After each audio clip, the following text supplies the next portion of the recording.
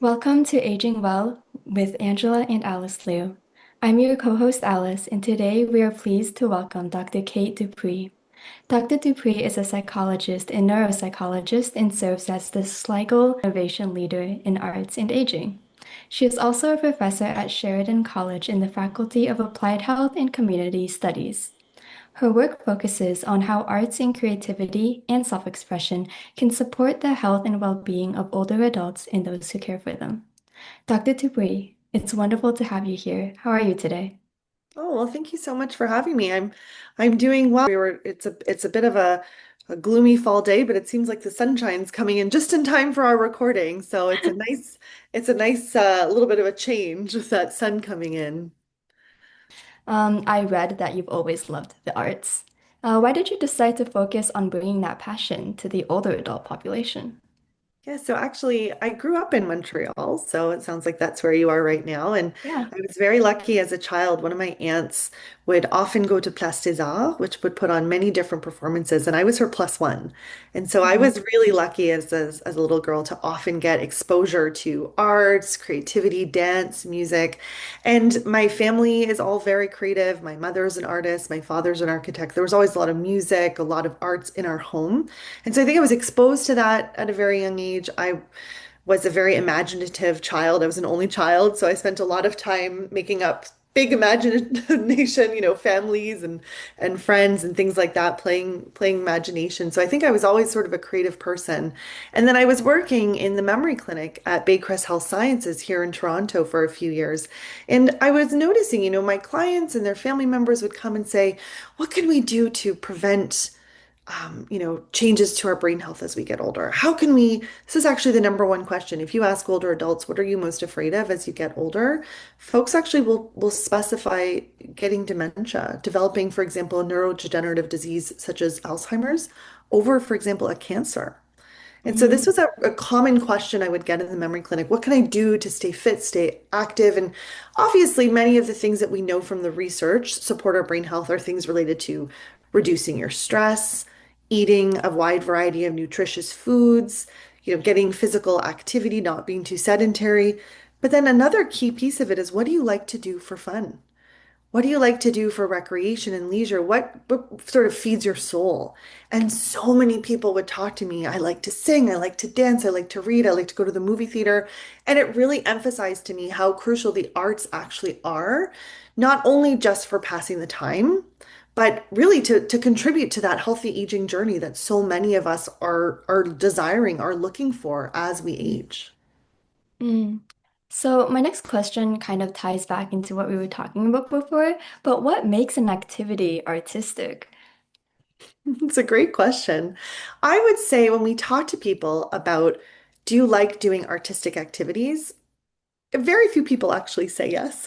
Only maybe about 10 to 12 people in the research we've done. But then what we ask people is, tell me what someone would say you're good at. So I say, if Mm. I talk to your friends and family, Alice, what would they say you excel at? What is sort of your standout feature? And people would often share with us activities that were very creative, that related to self-expression. And so when I think about creativity, that's why, although my job title includes the word arts in it, I do tend to speak more inclusively in my language about arts, creativity, and self-expression. And I think Mm. that helps people see themselves more a little bit in what that, in what we're talking about. So in that respect, then, it could be something like, at this time of year, making a beautiful apple pie. It could be small engine repair, it could be quilting. It could be, a variety of different things that wouldn't necessarily be what we would sort of, the Ontario Arts Council would put in their categories as arts, but it's definitely something that is showing someone's creativity, someone's ingenuity, someone's uniqueness, and their ability to express themselves in a different way. For many older Canadians in the research that we've done, that does tie back to more of an artistic genre. So people have told us, they love to read. Visual arts are extremely common. Going to the movies, going to the theater, watching movies at home, listening to music absolutely is a very, very common way that people engage in creativity. But we always like to think so long as it's something that you're doing that you're passionate about and you enjoy, and it brings you meaning and purpose to your life, then by all means engage in that type of creative pursuit. Mm. Can you share with us a particular case in which an older adult engaging in the arts experienced positive changes? Absolutely. Yes. I can think of one particular example. Well, I can think of many, but one that I'd like Hmm. to share is we had a resident. So I do a lot of work in communal care settings, so things like retirement homes and long-term care homes. And here in Ontario, at least, the data suggests that about over 60% of the people living in long-term care are living with dementia.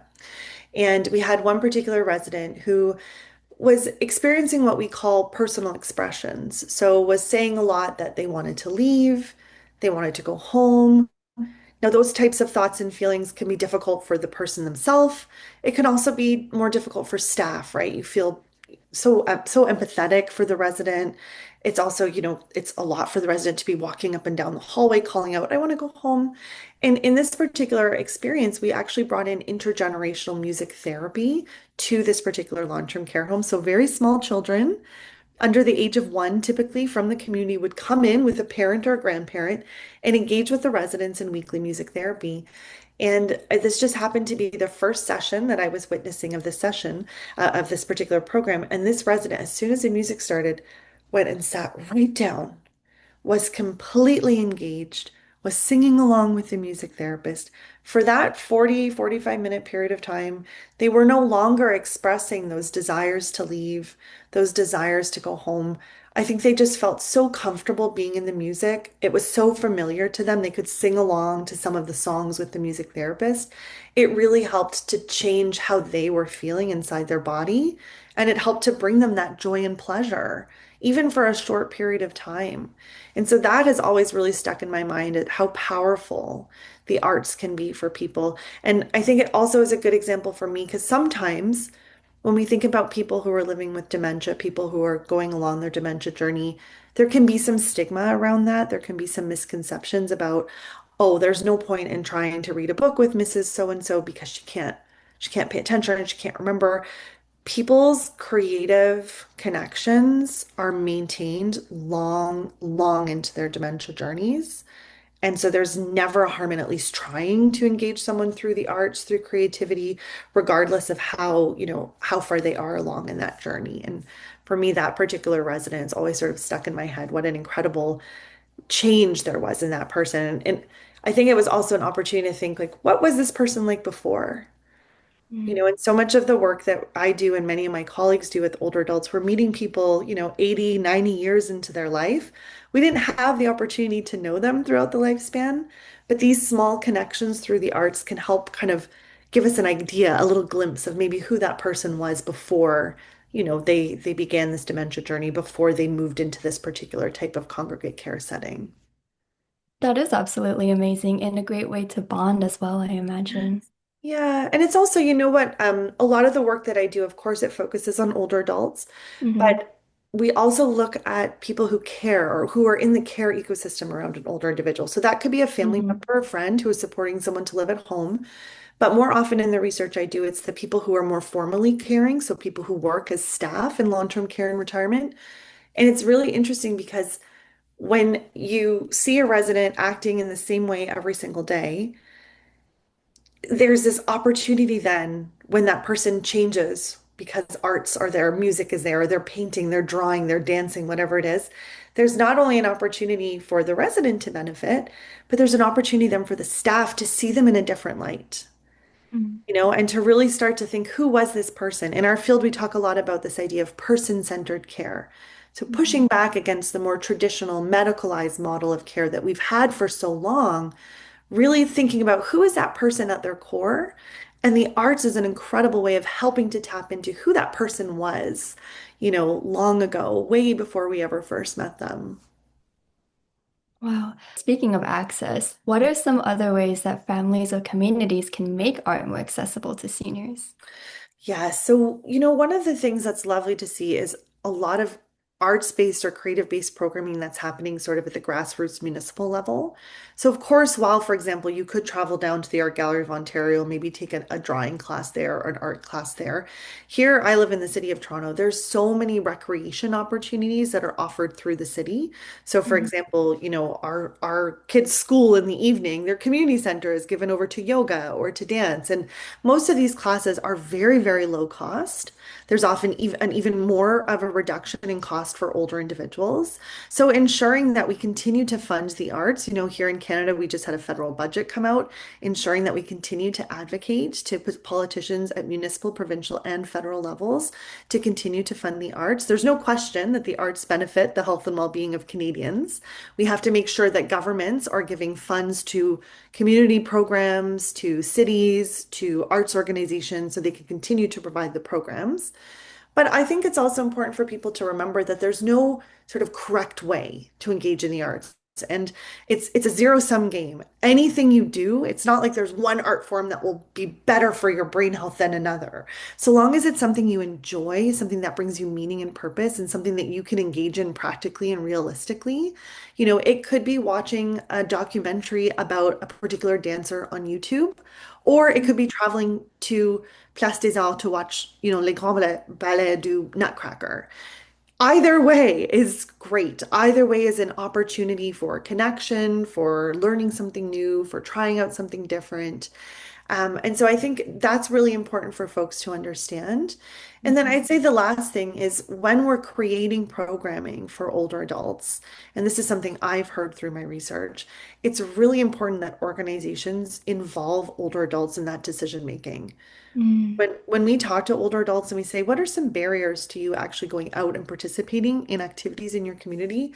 One of the very common barriers is that they find the programs that are being offered either are not interesting or they're not being offered at an appropriate level for an adult. mm, And so there's a risk of maybe, someone who maybe doesn't have as much experience working with older adults, maybe they work more with kids. They may offer the class in such a way that it doesn't feel as appropriate for mm. an older adult. And so that's just something for organizations, I think, to consider.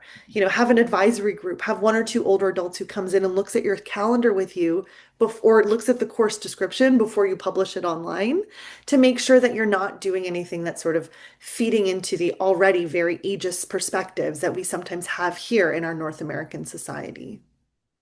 I imagine it might also be cool to have older adults participate in helping if they would like, right? Absolutely. Yes. There are so many aging artists who could Hmm. themselves. I was working with one particular retirement home in Guelph, Ontario, and there was an artist there sort of in residence and absolutely meeting with this person and talking to them about the art making. And then they were sort of sharing some of their skills with the staff as well. Mm, Absolutely. So engaging in older adults, there this idea of sort of neuroplasticity, lifelong learning. Older individuals have such a capacity, if they would like, to share back with us and to share their own learning and knowledge with us. So absolutely having them involved as teachers, as, even mentors to the teachers could be something very powerful for sure. Can you share some particular ways in which those watching at home can integrate more creativity in their life today? Yeah, so there's so many different ways. I mean, even something like if you're cooking, adding a few new spices into your meal. I just made a pot of spaghetti and meatballs the other day and added a bit of nutmeg because that's a spice my grandmother always used to add. It's looking to see if there's sort of, a low cost or no cost activity that's coming up. It's going to be the holiday season soon, and so many communities are going to have arts and crafts fairs, which I find is an incredible way of looking at the creativity inherent in so many of our communities. You'll see these beautiful crochets. Actually, just thinking about poppies, I just pulled out a beautiful crocheted poppy that I had purchased at an arts and crafts fair last year, and I didn't lose it, which is really impressive because sometimes they're easy to lose. And Oh, I'm also the just same way. yeah. And also thinking of sort of low barrier to entry, low cost activities. In a survey we did of over 100 Canadians, we actually found that the most common form of arts and creativity is reading. Mm. So just reading a book, reading the newspaper, many public libraries, maybe you like to read on a device. Many public libraries actually subscribe to different technologies. So the one that they use here in Toronto is called Libby. And so you can download that to your iPad or to your phone and you can read books, magazines for free. So Wow. even just something simple like always having a book around or reading a magazine, reading a newspaper. It could be painting when your grandkids come over, doing a little bit of painting with them. It could be, how you're, you know, cutting out the dough that goes on top of the pie. There's so many different ways of engaging. And I think the important thing, and this we used to talk a lot about in the memory clinic, was you have to enjoy what you're doing. Mm. Clients used to say to me, like, if I do a crossword puzzle every day, will that stop me from getting dementia? And I said, well, do you like crossword puzzles? Because if you don't, then I personally don't think you should do it because you'll just be grumpy and frustrated, and then you're just going to be stressed. And the stress hormone cortisol is very bad for the brain. So, only do things that bring you meaning and joy. And I think that's where thinking about it, not just around sort of arts, because that word sometimes, and we've done research on this, that word can have certain connotations, certain expectations. People may feel, well, I wanted to be artistic when I was little, but I was discouraged by an adult in my life. So I've never really had the opportunity. So, sort of opening the description of it a bit wider to arts, creativity, self-expression. I think that's a way that hopefully more and more older Canadians and those who support them will see themselves reflected in that opportunity and maybe just give it a go, give it a try. Mm. Can you share some potential plans or projects or research that you're working on right now? Absolutely. Right now, we have a large grant from the federal government, and we have been working with long-term care homes across the province to provide them with supplies for them to engage in even more artistic or creative opportunities with the residents within the homes. Mm. And we've been asking them to share feedback. As good scientists, we give them a survey and we ask about their opinions. And what that's doing is it's really helping us to understand, A, we need to have these opportunities. We liken this to, it's this older movie called Field of Dreams, but they used to say, like, if you build it, they will come. And we say, if you build it, they will create.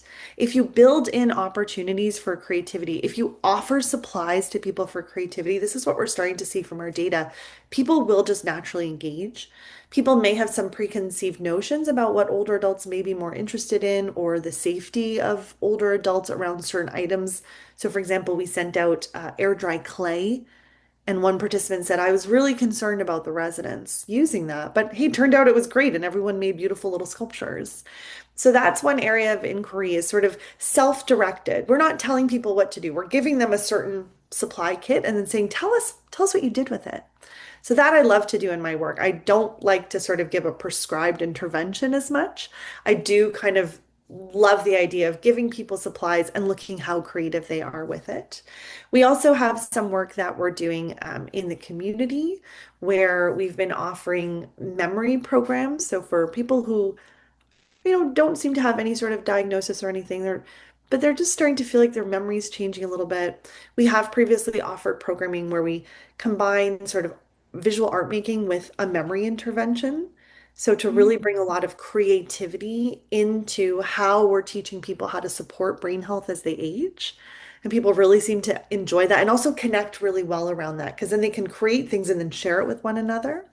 And I'll just tell you one last area of work that we're moving into right now is we've really been fascinated about this idea of there are many older adults who've said to me in the past, I always dreamed of being a dancer, but I was told I had two left feet, or I always wanted to sing, but I was told I couldn't carry a tune. And so we actually, my colleague Alison Chasteen at the University of Toronto and I, we actually have received two grants now from the federal government to look into this sort of self-held beliefs that people may have about their own artistic or creative abilities. And what we found is that about a third of the older participants that we've engaged with had these early life discouragement experiences where a very important, adult person in their life said to them, no, you can't do that. And for Mm. about 50% of them, they said, what are you talking about? I'm going to keep being creative anyway. But the other 50% never engaged in creativity. Mm. And when we actually talk to arts educators, we say, have you ever experienced this? They say, oh yeah. We'll often see people coming in saying, oh, I was told I can't paint. I'm just here because I'm here with my friend. I'm not painting. And so what we're actually doing is we're co-designing an intervention that we can offer to older adults to give them some motivational counseling around the idea of why would we want to participate in the arts? How does the arts benefit health and well-being? And what are some ways that you can kind of overcome these long-held beliefs? I mean, if you're working with someone who's in their 80s and this happened to them when they were 15, Mhm. you're pushing back against 60 plus years of someone telling themselves, I'm not good at this. We had one participant who said they were told they couldn't dance to the point that they did not dance with their child at their wedding. Wow. So, these beliefs, we all hold beliefs about ourselves, but these beliefs seem to have been given to people by adults in their lives. We can't stop that, we can't go back in time and stop it from happening, but can we help people see that they are innately creative beings, that they can try, that it's never too late to try something new, to pick up a paintbrush, to pick up a book, to head down to a movie theater and to just try exploring something a little bit different. I think that's also why I really like the way that you describe creativity, because even for me, when I thought about creativity, I thought, oh, it's a skill, it's something you have to be really good at and make something with. But then you were like, oh, a lot of people can just read a book, and that's enough. Yeah, and we've actually, when we've been doing interviews with educators who work in this space, and we've been asking them, what are some strategies that you would suggest? One of them actually specifically said that we try and sort of stay away from what did you make? It's Mm, not about, like, if you've ever been to a paint night, it's such a yeah. fascinating experience because you can see what the instructor has created, and then you see the 20 paintings, and they're all kind of on the same theme, but no two of them look alike. Hmm. Everyone has their own interpretation. And that's really, I think, where a lot of our work comes from is this idea that there's no cookie cutter way to engage in creativity. There's no one size fits all ability to be, a self-expression opportunity. What we want people to do and what we're hoping to encourage people to do is see how powerful the arts can be through their healthy aging journey and really to embrace the arts for the purpose of health promotion, right? Like Hmm. we know we have huge, large scale publicly funded public health initiatives in Canada for things like sedentary behavior, the types of healthy foods that we eat, how much physical activity we're getting. Statistics Canada just revealed data last month, actually, showing that less than 50% of adult Canadians are getting the recommended amount of physical activity. And that's despite the government telling us and reminding us, and there's public health messaging. And even that people aren't very good at. But what if when you were going for a walk to get that 150 minutes a day, you were listening to a great music? Or what if instead of going for a walk because you don't like walking, you go to a Samba class that's offered at your community center? Or why don't you walk with a girlfriend while you talk about the book that you've been reading together? You have a moving book club. There's so many ways to integrate arts and creativity into all of the other facets of a healthy aging journey. And obviously, I'm biased because this is the particular work that I do, but I really think it's a powerful way for us to encourage more and more Canadians to stay active, physically active, emotionally active, and cognitively active as they age. I really love this take, though. I really think it makes me more excited to just want to create it, you know? That's perfect. I hope you go off right after this and read a new book or So, create if you something could new. leave our viewers with one message today, what would that one message be? Don't be afraid to try. So again, don't let misconceptions sort of hold you back. Don't, there's that idea of don't let perfection be the enemy of the good. Don't let an idea of what arts should be stop you from exploring your own inherently creative nature. That's a really great final message. How can people learn more about your work or get involved? Well, they can come to the RIA website. I have my own personal, like, little part of my website up there. So it's just the-ria.ca. If people are on social media, they can also follow me on X or Twitter. My account is called @artsaging. So mostly my job title. Or if people go on LinkedIn as well, they can find me there. And I'm often posting images not only of the work that I'm doing, but I'm very lucky. In this project I was mentioning to you about before, where we're sending art kits to folks across the province, a lot of the participants are then sending me pictures back. and with permission to share. And so I'm actually sharing those more broadly with my own social media networks to say, look at these incredible pieces that people are creating, and these are sort of self-taught artists with a lot of the supplies we've just picked up at Michael's or the dollar store. We haven't bought super fancy things, and people are just making these beautiful creations. And so again, it's making sure you just push your comfort zone a little bit. And I mean, what's the worst that can happen, right? You find a whole new skill set, something new to that you enjoy and brings you meaning. So, Dr. Kate Dupuis, thank you so much for joining our show today and sharing your research, your stories, and your encouragement. Well, thank you so much for having me. It's been a pleasure. I hope our conversation today inspires all of our viewers at home to bring some creativity and art into their lives. Thank you so much for watching Aging Well with Angela and Alice Liu. Until next time.